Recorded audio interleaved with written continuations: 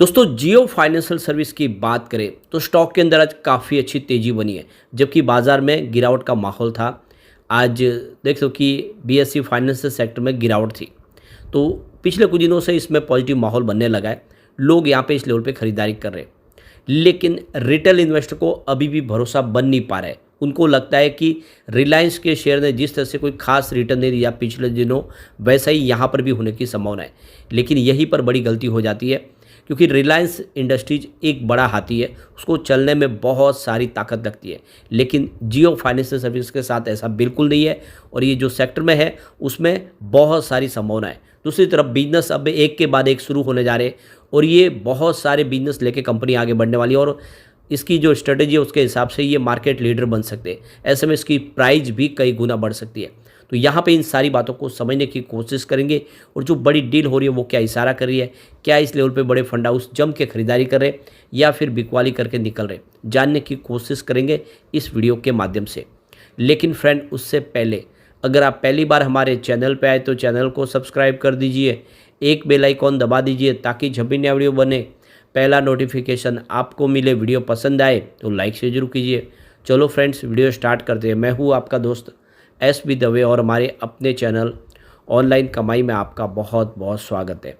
तो सबसे पहले बाज़ार की बात कर ले तो आज बीएसई सेंसेक्स ने 72,748 के स्तर पे क्लोजिंग दी है, जहाँ पे 104 पॉइंट की तेज़ी थी, यानी 0.14% की तेज़ी के साथ क्लोजिंग दी है। तो बड़ी तेज़ी तो बन नहीं पाई, लेकिन सुबह ये भी आपको ध्यान रखना चाहिए कि 100 पॉइंट की गिरावट के साथ बाजार ने शुरुआत की थी। शुरुआत निगेटिव हुई, क्लोजिंग पॉजिटिव हुई है, तो ये अच्छी बात है। बीएसई फाइनेंशियल सर्विस में मामूली सी गिरावट थी। 10,133 के स्तर पे 6 पॉइंट की गिरावट थी, 0.06% की गिरावट, यानी एक तरह से कह सकते हैं फ्लैट ट्रेड किया है बीएसई फाइनेंशियल सर्विस ने। लेकिन जियो फाइनेंशियल सर्विस का प्रदर्शन काफ़ी अच्छा रहा है। स्टॉक की शुरुआत हुई पॉजिटिव 346 पर, क्लोजिंग थी फ्राइडे की 344 की। इंट्राडे में इसने 359 का हाई भी बनाया, यानी काफ़ी अच्छी दौड़ लगाई, और लो बनाया 342 का। तो हमने आज के दिन में ही इसमें गिरावट भी देखी और काफ़ी शानदार तेज़ी भी देखी। दोनों तरफ का माहौल बनाए, और उसके बाद में जो क्लोजिंग है वो 353 के आसपास रही है। 350 को पार करके इसने क्लोजिंग दी है 2.54% की शानदार तेज़ी के साथ। वॉल्यूम आज थोड़ा सा आपको कम दिखाई देगा। पिछले एक महीने पहले इसका 7 करोड़ का वॉल्यूम था, 2 करोड़ की डिलीवरी उठाएगी। 1 वीक पहले इसका 10 करोड़ का वॉल्यूम हुआ, 3 करोड़ की डिलीवरी उठाएगी। और देख सकते हो कि फ्राइडे को 6 करोड़ का वॉल्यूम हुआ था, 2 करोड़ का डिलीवरी बेस काम हुआ। आज देख सकते हो कि लगभग 2:30 बजे के आसपास 5 करोड़ का वॉल्यूम हुआ। अब इसकी परफॉर्मेंस को देखें तो देख सकते हो कि 11 मार्च को स्टॉक 355 के आसपास था, जहाँ पे 6.5% की शानदार तेज़ी बनी। 12 मार्च को स्टॉक 361 के आसपास आया, जहाँ पे 1.7% की फिर तेज़ी बनी। लेकिन 13 मार्च को जब बाज़ार में एक तूफ़ानी गिरावट आई, ये स्टॉक भी काफ़ी नीचे आया, 9.3% की बड़ी गिरावट के साथ 328 पर आ गया। लेकिन उसके बाद में रिकवरी शुरू हुई। 14 मार्च को देखे तो स्टॉक फिर से 338 के आसपास है, जहाँ पे 3.1% की एक तेज़ी देखने को मिली। 15 मार्च को यानी फ्राइडे को स्टॉक आ गया 344 के आसपास, जहाँ पे 1.9% की फिर से तेज़ी बनी। तो ये देख सकते हो कि पिछले 2 ट्रेडिंग सेशन में 5% के आसपास की तेज़ी बनी थी, और आज लगभग 2 से 3% की तेज़ी फिर बनी। यानी आप देख लो कि 8-9% की रिकवरी हुई, यानी गिरावट जितनी होती है लगभग उतनी रिकवरी होती हुई आपको दिखाई देगी। अब यहाँ पे देख सकते हो कि बिजनेस अब शुरू होने जा रहा है। सबसे जो बड़ी बात है, कंपनी म्यूचुअल फंड के बिजनेस में एंट्री करने जा रही है, और ऑलरेडी देख सकते हो कि मार्केट में 45 प्लेयर्स है म्यूचुअल फंड के, अलग अलग कंपनियों के म्यूचुअल फंड्स है, और आगा 50 लाख करोड़ के ऊपर का मार्केट कैप है म्यूचुअल फंड इंडस्ट्रीज़ का। और देख सकते हो कि बहुत बड़ा ये जो बिजनेस है, इसमें अब जियो फाइनेंशियल सर्विस ने एंट्री कर ली है, और जल्द ही यहाँ पे जैसे इनको परमिशन मिलेगी अपने बिजनेस को शुरू कर देंगे। तो आने वाले समय में आप देख सकते हो कि ये एक बहुत ज़बरदस्त कंपटीशन फाइट दे सकते हैं, बहुत ही अट्रैक्टिव नए प्रोडक्ट लॉन्च कर सकते हैं। इनकी वो रणनीति है पुरानी, जिसके हिसाब से देखो कि म्यूचुअल फंड के बिजनेस में ये एक जो अपना कारोबार का जो सिक्का है वो जमाते हुए दिखाई दे सकते हैं। और दुनिया के सबसे बड़े एसेट मैनेजर कंपनी है ब्लैक रॉक, उनके पास भी काफ़ी अनुभव है, और आप देख सकते हो कि अब ये इस म्यूचुअल फंड के बिजनेस में एंट्री करने जा रहे हैं। जैसे ही सेबी से परमिशन मिलेगी, बिजनेस इनका शुरू हो जाएगा, और उसमें आप देखें तो फिर तेज़ी से इसके कारोबार की वृद्धि देखने को मिलेगी। दूसरी तरफ कंपनी इंश्योरेंस बिजनेस में भी बहुत तेज़ी से आगे बढ़ने जा रहे हैं। इसके लिए इन्होंने पूरी तैयारी कर ली है, और आप देख सकते हो कि धीरे धीरे प्रोडक्ट लॉन्च होने शुरू हुए। आने वाले समय में बजाज ग्रुप को बिल्कुल टक्कर देंगे और उनसे आगे भी निकल सकते हैं, क्योंकि उनके पास आप देखें तो काफ़ी बड़ा एक ऑलरेडी जो वो मार्केट शेयर है, जिसमें आप देख सकते हो कि जियो का जो इनका टेलीफोन का जो बिजनेस है, मोबाइल बिजनेस के माध्यम से कस्टमर जोड़ सकते हैं। इसके अलावा रिलायंस रिटेल का एक बहुत बड़ा बिजनेस इनके पास ऑलरेडी है, जिसका फ़ायदा इनको देखने को मिल सकता है। और दूसरी तरफ जो इनका डिजिटल पेमेंट का बिजनेस है वो भी शानदार तरीके से बढ़ना शुरू हो चुका है।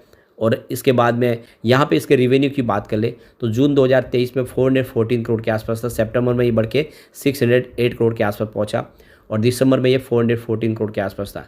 तो फिलहाल रिवेन्यू अभी जैसे कि बिजनेस की तो शुरुआत हुई है, आने वाले समय इसके रिवेन्यू में आपको बड़ा एक जंप देखने को जरूर मिलेगा।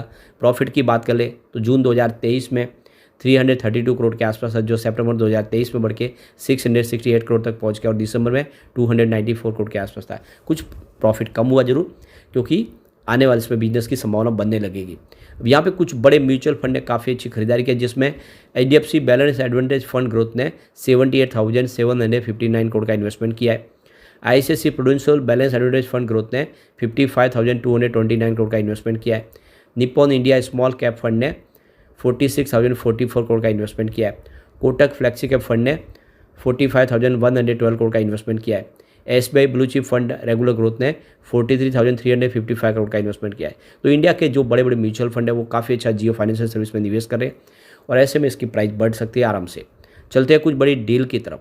तो सुबह 9:15 पर 347 की प्राइस से देख सकते हो कि यहाँ पे 1,73,000 शेयरों की एक बड़ी खरीदारी हुई। फिर उसी समय 9:15 पर 344 की प्राइस से 2,12,000 शेयरों की बिकवाली हुई।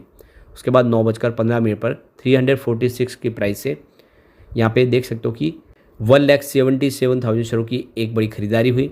उसके बाद 9:24 पर 355 की प्राइस से 2,41,000 शेयरों की एक बिकवाली हुई। उसके बाद 9:52 पर 356 की प्राइस से 2,35,000 शेयरों की एक शानदार खरीदारी और हुई।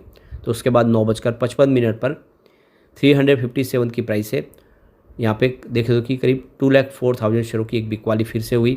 और फिर 11:12 पर 358 की प्राइस से 2,31,000 शेयरों की एक बिकवाली और हुई। लेकिन उसके बाद 1:45 पर 354 की प्राइस से 2,44,000 शेयरों की खरीदारी हुई।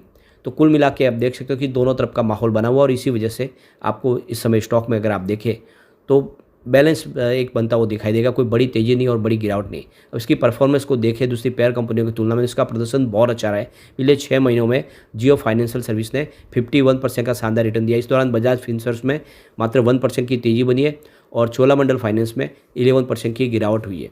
अगर हम यहाँ पर बात कर ले 3 महीनों की तो यहाँ पे जियो फाइनेंस सर्विस ने 46% का बम्पर रिटर्न दिया। इस दौरान बजाज फिनसर्व में 8% की गिरावट हुई है और चोलामंडल फाइनेंस में 15% की गिरावट है। तो आप क्लियरली देख सकते हो कि जो रिटर्न है वो दूसरी कंपनियों के मुकाबले इसका बहुत ही बेहतर रहा है।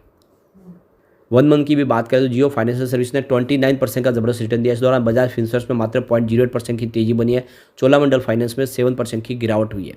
और अगर हम यहाँ पर बात कर ले 1 वीक की तो जियो फाइनेंशियल सर्विस में 0.89% की गिरावट हुई है, यानी 1% से कम की गिरावट है। इस दौरान बजाज फिनसर्व में 1.36% की गिरावट हुई है। चोलामंडल फाइनेंस में 3.46% की गिरावट है। तो ओवरऑल आप देख ही सकते हो कि इसने जो अपनी पेयर कंपनियों की तुलना में लगातार अच्छा रिटर्न दिया है और ये वाकई में बहुत मजबूत स्टॉक है जो आने वाले समय आपको ज़बरदस्त रिटर्न दे सकता है अगर आप इसको लॉन्ग टर्म के लिए होल्ड करें तो। अब एक बार हम इसके पिवट लेवल को भी चेक कर लेते हैं। तो यहाँ से अगर गिरावट होती है तो 317 का पहला सपोर्ट है, ये टूटा तो स्टॉक 289 तक जाता हुआ दिखाई दे सकता है। बड़ी गिरावट होगी 260 तक जाने की संभावना है। ये तभी पॉसिबल है जब बाजार में बहुत बड़ी गिरावट हो। पॉजिटिव माहौल बना तो 373 का फर्स्ट रेजिस्टेंस है, इसको पार करते ही 402 तक स्टॉक जाएगा, यानी 400 को टच कर लेगा। और तीसरा जो रेजिस्टेंस निकल के आया वो 430 का, यानी बहुत जल्द ये 430 को भी टच कर सकता है तेजी में। तो बिल्कुल लॉन्ग टर्म का नजरिया लेकर निवेश आपको करना चाहिए। लेकिन फ्रेंड, कोई भी इन्वेस्टमेंट करने से पहले अपने फाइनेंशियल एडवाइजर से बड़ा ले ले या अपना खुद का रिसर्च करें, क्योंकि मैंने वीडियो आपके एजुकेशनल पर्पज़ के लिए ही बनाया। वीडियो पसंद आए तो लाइक से जरूर कीजिए और चैनल को सब्सक्राइब कर दीजिए। Thank you friend.